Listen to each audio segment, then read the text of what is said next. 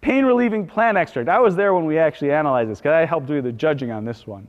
So an anthropologist, I highlight that because that is not the department you expect to see spinouts from, identified the toothache plant when they were doing some observational work in Peru, I think it was. Non-steroidal, basically, no, this is not cocaine, by the way, in case you're wondering. Oh, I know what you chew to relieve pain. Peru, huh? No. Chew it to relieve tooth pain.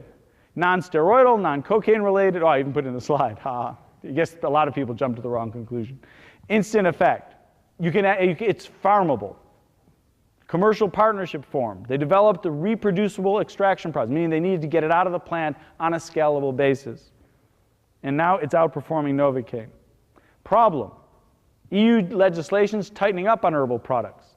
So now they would need full drug trials. For those of you who are not familiar with that process, full drug trials are almost prohibitively expensive.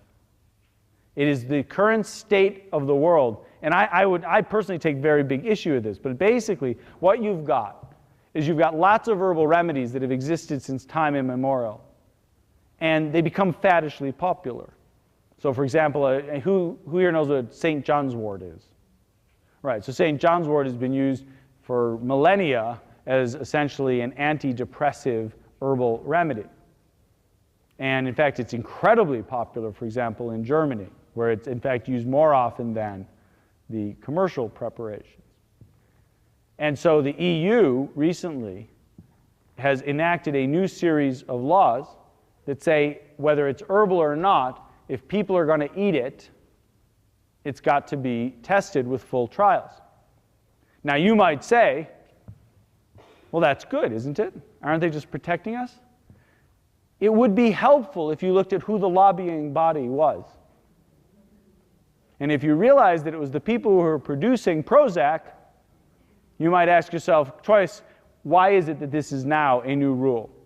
Well, they're saying, why not level the playing field? Why should somebody who's got an herbal remedy be allowed to market something that is going to be ingested by people without the same safeguards that our invented remedy, as it were, is? And you can make a very logical case for it.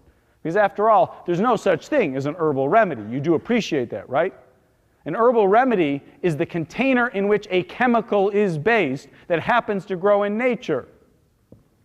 Well, the fact of the matter is, just because you can make it in a lab doesn't make it any less or more artificial than it grows in nature. You're still ingesting a chemical. You're just ingesting it in a very attractive package.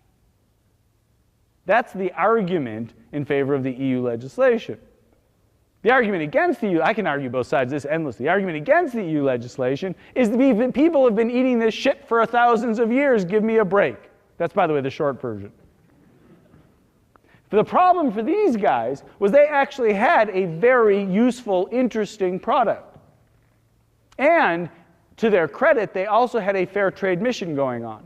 They were looking specifically, this anthropologist, for new products that could be grown in Peru that were legal, that would actually bolster their economy. And so they were quite frustrated initially when they came up against the fact that what they were planning on using it for, they couldn't use it for. So they changed businesses by changing market niche. And now they're looking at, with another commercial partner, for a health and beauty application. And if it's for health and beauty, you don't have to go through the same trials because you're putting it outside your body on the largest organ you have, your skin. I know, I'm deeply cynical. And instead of putting it in your body, where apparently that's much more meaningful. Be that as it may, this is a proof of concept. What they're proving, in this case, is that someone can use it. Not that somebody wants to use it.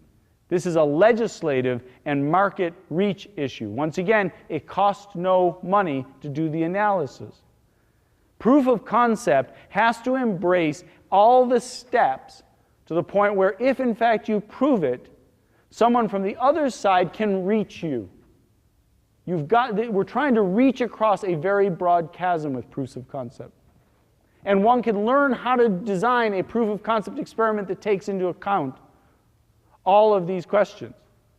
And it's that design that's the subject of the full day discussion.